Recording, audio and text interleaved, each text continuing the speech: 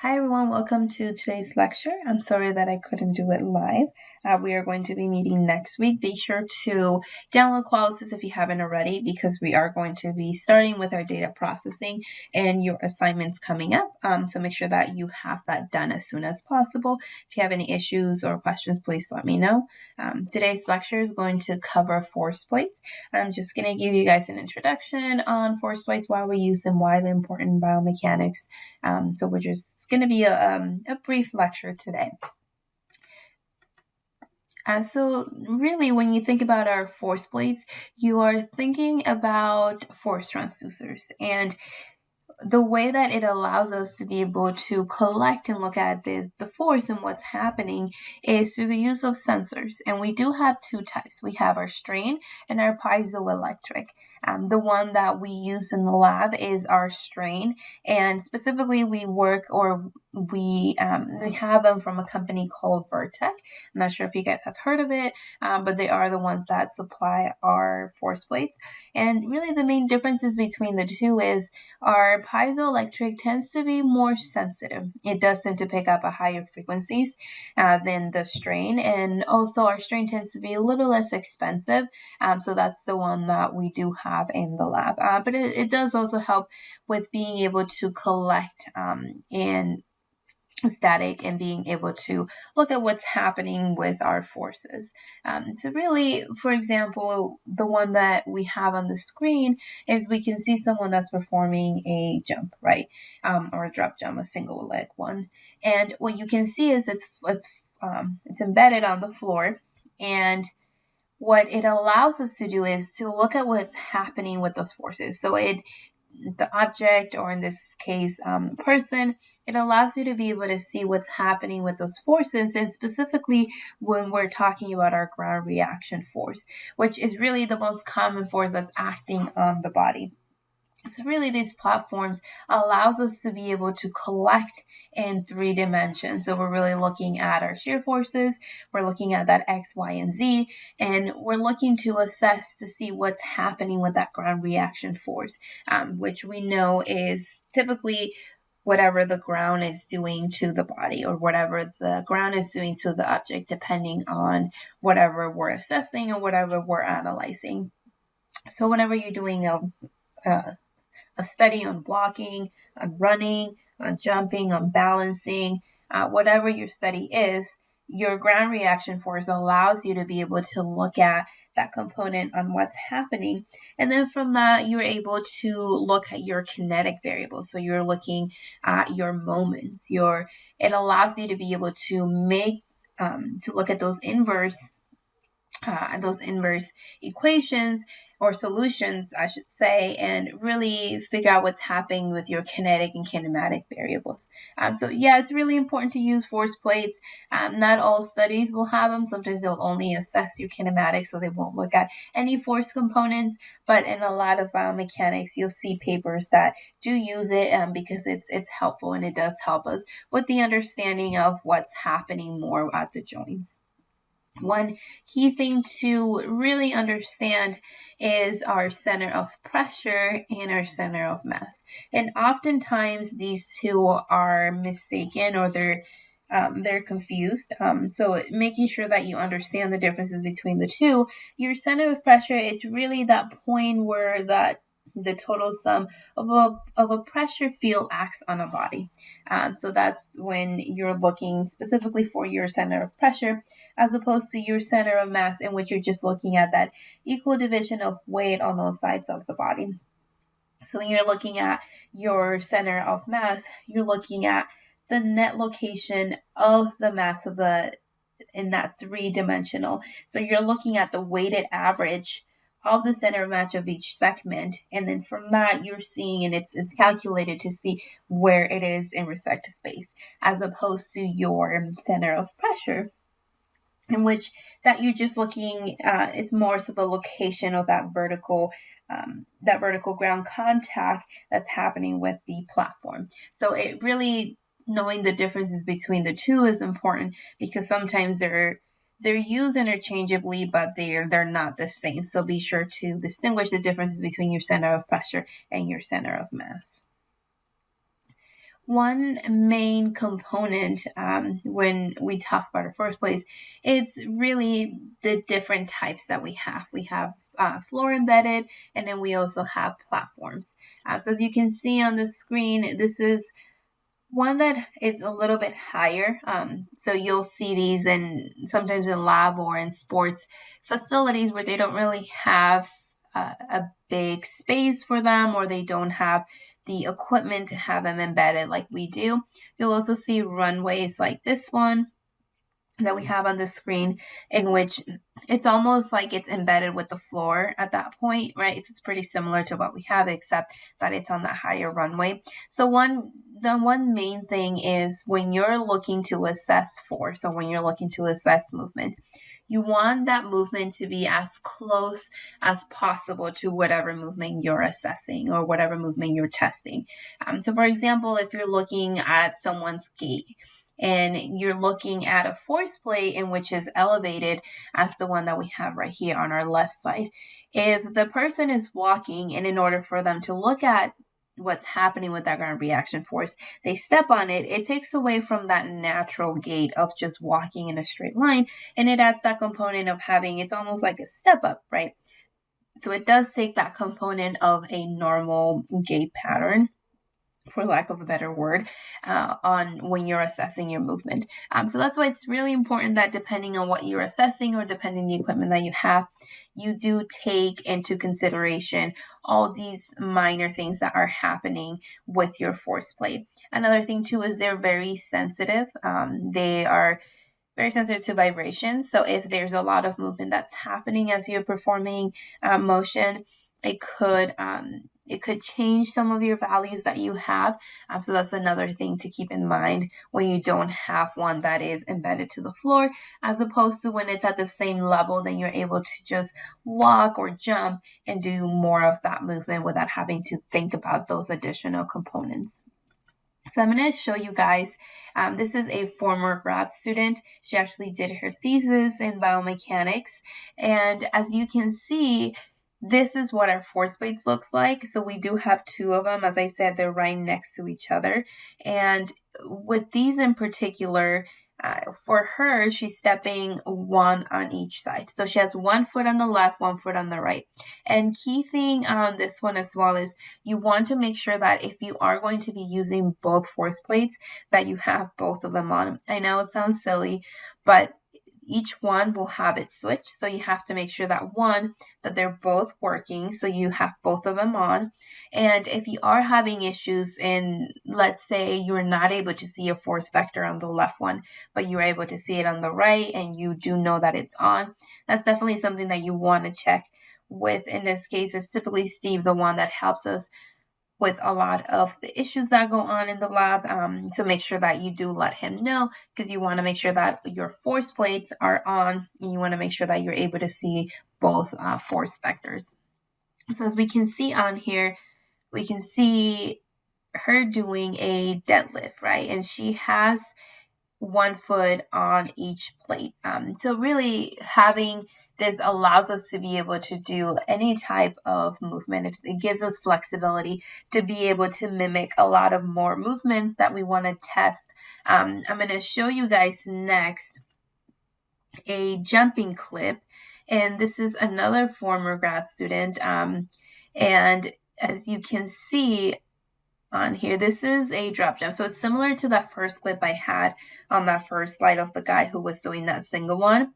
And you can see what it looks like when you have the markers on and you have someone that's performing a movement. Land on the plate. And what you're going to see is, and this is the camera that, the television that typically gives us feedback to see what's going on as the person is collecting. What you can see on here is that the person, or in this case, the subject, is able to go into that jump, and then you see those force vectors on the screen right here, and you'll notice the minute that she lifts off, they disappear. So that's one way, as well as I mentioned in our last lecture, you want to make sure that you do have them on, because then you'll be able to see as soon as that person steps, you know that your force vectors are working, you know your force plates are fine, because it's picking up that motion as the person is landing right on the force plates. So that's another thing that's really important, making sure that you do have those long, because then it allows you to see what's going on. So as you can see, as the person jumps, lands again, the force vectors are back. So you are able to look at that information as you're collecting your data.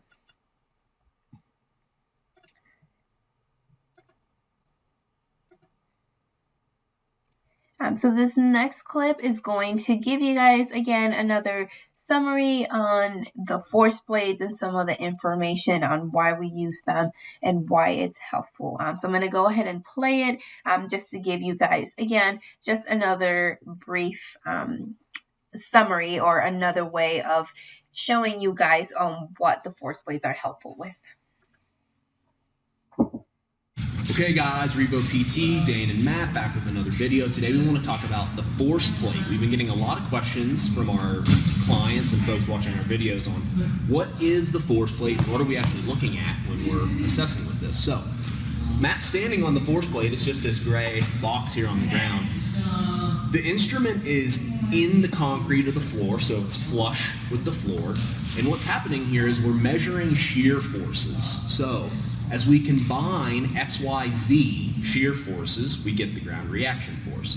The ground reaction force is simply the earth pushing back up on you, so equal and opposite. So when we look at a close-up of the screen here, when Matt's going through a couple movements, we'll see a red line being overlaid on the video. That red line is the ground reaction force.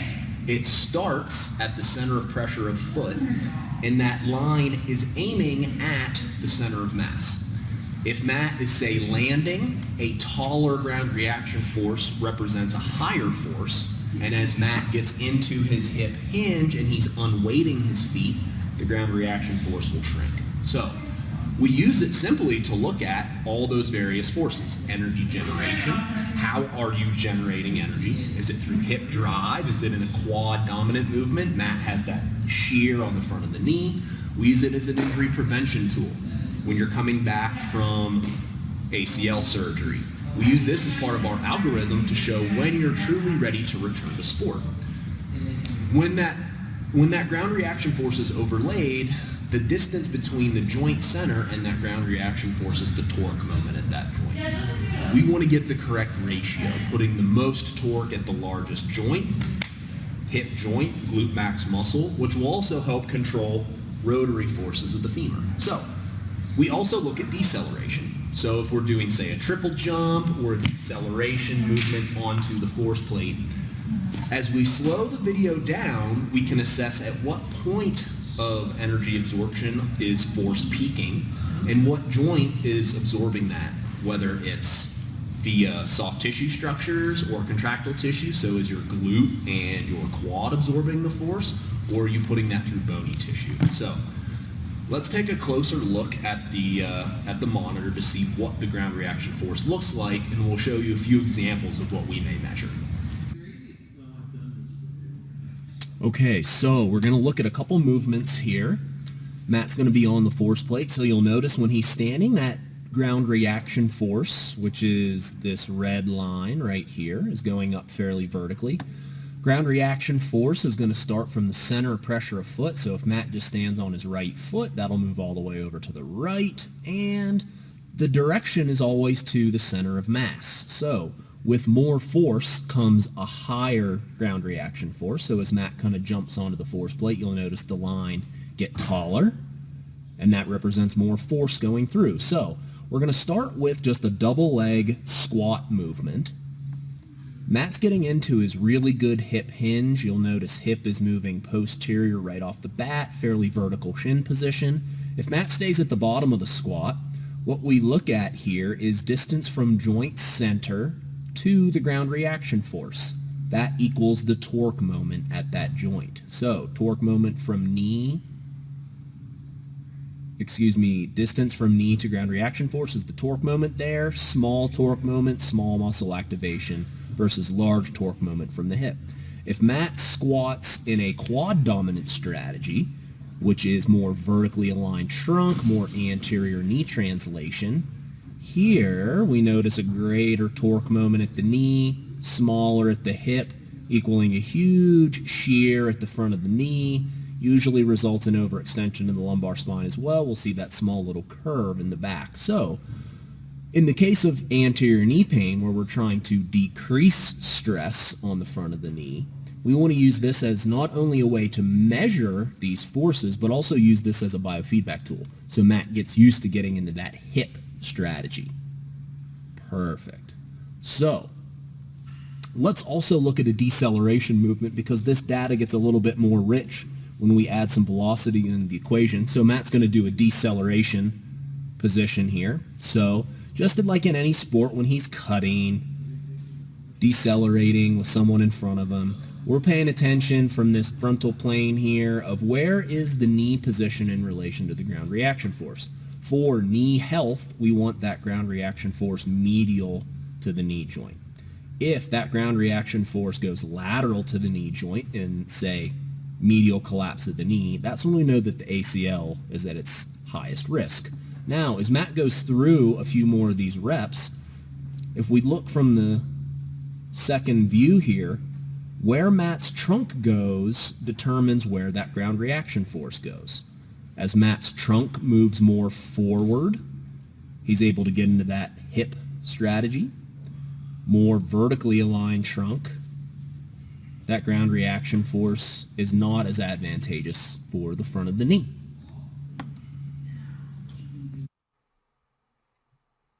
So as we can see, we can use that vertical ground reaction force, which tells us a lot. It can help us with injury prevention. It can help us with sport performance. So if you're looking for athletes to look at that deceleration component, or if you're looking to see if someone just got done with surgery with an ACL or any other knee injury, any particular thing that you're interested in, it can help you by assessing that ground reaction force. So it's really helpful, and it does give us the ability to be able to look at this information and to be able to look at to see what's happening with those forces and how it's affecting our bodies.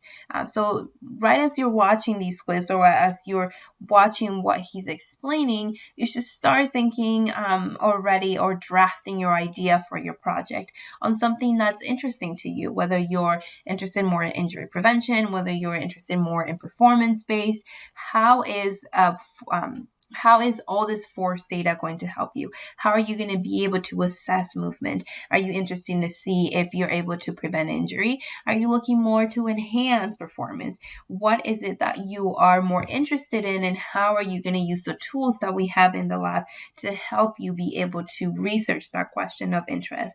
And that's something that you want to start thinking about as you're watching someone do a movement, or as you're watching someone that's walking.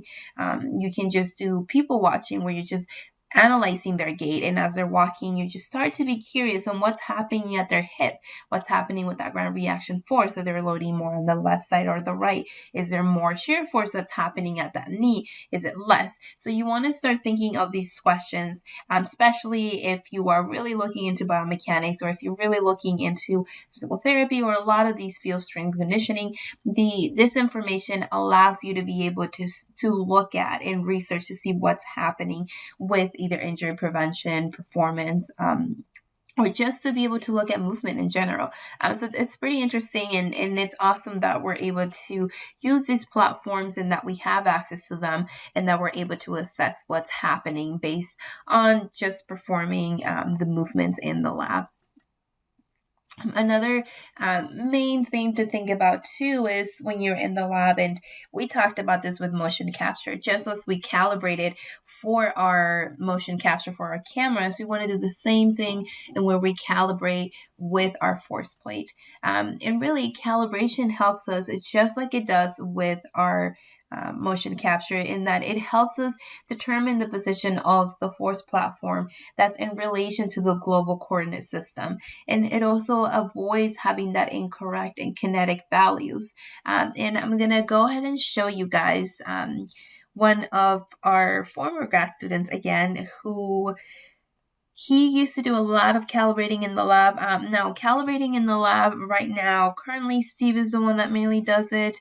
So if something's off with your numbers and you want if something just does not seem right, or you're getting really high values, or everything is just shooting up, definitely let Steve know, or one of the other professors know that's in the lab at the time, because you want to make sure that you have accurate force data, because that can really throw off the rest of your kinetic variables. So definitely keep that in mind. So as you can see on here, Josh was actually performing a calibration that he was doing for a lot of our force plates. Oh, and another thing that I forgot to mention is we do have two different ones. So we have one that's right next to our treadmill, which is right around here on this side.